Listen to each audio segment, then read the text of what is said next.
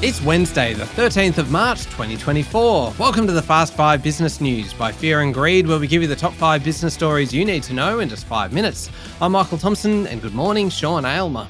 Good morning, Michael. Sean, 5 stories, 5 minutes. Let's get cracking. Story number 1, the federal government yesterday released its first climate risk assessment. And, Sean, it makes a pretty confronting reading. It outlines how rising temperatures could impact national security and infrastructure, health, and the financial system. And it will trigger economic volatility and could threaten retirement savings. The report details how life in Australia will change because of rising temps and extreme weather events. And Federal Assistant Minister for Climate Change, Jenny McAllister, says the report shows that impact is broader than imagined. It highlights 11 priority areas at significant risk from climate change, including water, infrastructure, health and agriculture.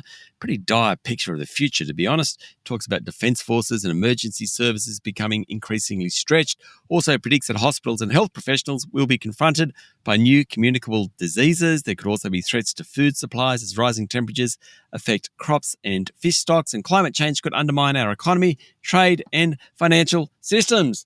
Not a pleasant read, Michael. It certainly isn't. You say it's a dire picture. It is certainly not the most upbeat report we've had released this year. What's the government planning to do about this? Well, the report's the first phase of the government's plan to prepare for the fallout from climate change. In fact, it's a consultation paper, and Canberra's now seeking input into how we can best prepare. The government wants to ultimately adopt a framework to address climate change risk, and that will include other key challenges around regional and remote communities, defence, supply chains and governance. Senator McAllister said the report provides an evidence-based national picture of the emerging risks of climate change. Basically, it gives us a baseline so we can start doing something about it. Okay, moving on to story number 2 now, Sean. And Bitcoin topped $72,000 a unit, which is more than 109,000 Aussie dollars a unit. Wow. Yes, that's 6 straight sessions where it's gone up, and the gains this year are almost 70%. The flow into US exchange-traded funds continues, pushing up the cryptocurrency. Smaller tokens like Ether, Solana and Avalanche are also higher. People have invested about $15 billion into new Bitcoin ETFs since they launched in the US 2 months ago. Helping the mood is news from the London Metal Exchange that it will accept applications for admitting Bitcoin and Ether exchange-traded notes, just another step to full acceptance of Bitcoin. Story number 3, the government is considering asking older, richer Australians to pay more to fund their own aged care.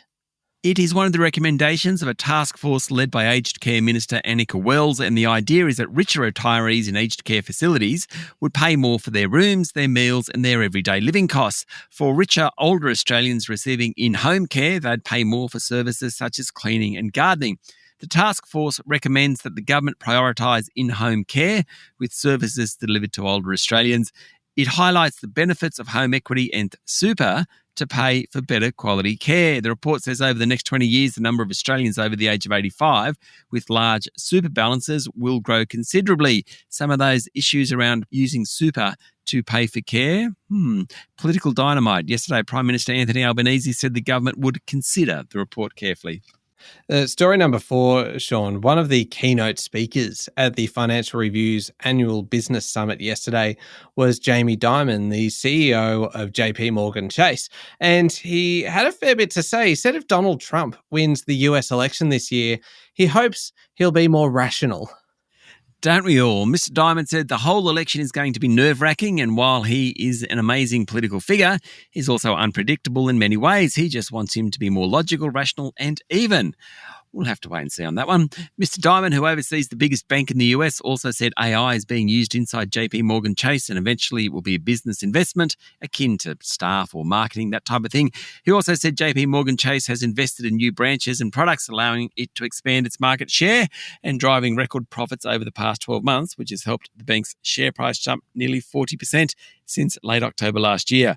He was also upbeat on the state of the US economy, but warned central banks not to cut rates too soon, and a recession in the world's largest economy isn't quite off the table yet.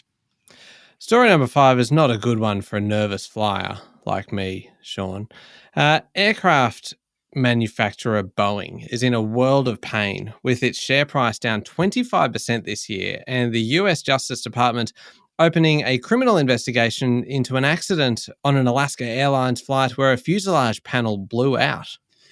The accident on the almost new 737 MAX aircraft has triggered greater scrutiny of Boeing's manufacturing and follows a string of unrelated incidents on the aircraft, according to a report on Bloomberg. In the Alaska Air incidents, 4 bolts should have prevented the panel covering the unused door from flying off, but they were missing, according to the National Transportation Safety Board preliminary report. Regulators have barred the company from raising 737 output further until they're satisfied that manufacturing quality has improved. A panel of experts in late February issued a scathing assessment of the plane maker's safety culture. Other incidents involving Boeing recently include a 777 operated by United Airlines losing a wheel over San Francisco last week, an older model 737 belched flames from its engines after ingesting some plastic wrapping, and of course closer to home, the Latam flight from Sydney to Auckland a couple of days ago. The New Zealand-based Stuff.com is reporting that the pilot told the passenger he lost his ability to fly the plane. The screens went blank. In that case, 50 people on board were injured. Yeah, that is all quite terrifying. There we go, the top 5 business stories in 5 minutes. Thank you, Sean. Thank you, Michael. It's Wednesday, the 13th of March, 2024. Remember to hit follow on the podcast, and if 5 minutes isn't enough, you can find our longer daily show called Fear and Greed Business News wherever you listen to podcasts. And Wednesday means there is a new episode of How Do They Afford That out today, our sister podcast.